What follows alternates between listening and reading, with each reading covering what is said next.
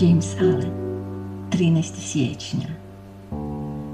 Svaki dan predstavlja novo rođenje u vremenu i u svakom se danu krije novi početak, nove mogućnosti, nova postignuća.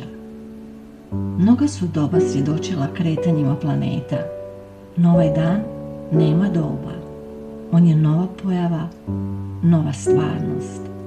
Nagovještava novi život, uistinu, novi poredak, novo društvo i novo doba donoseći svim ljudima novu nadu i nove prilike. Danas možeš postati novi čovjek.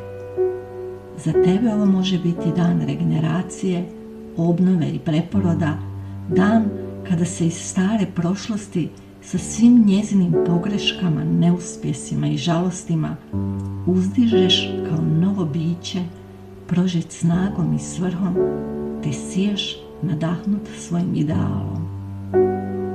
Budi krepusna uma i tijela. Ostavi se čume i užitaka. Pročisti um od sve sebičnosti i živi životom uzvišene čistoće.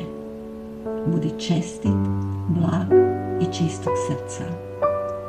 Neprestano se trudi smanjiti zlo i uvećati dobro.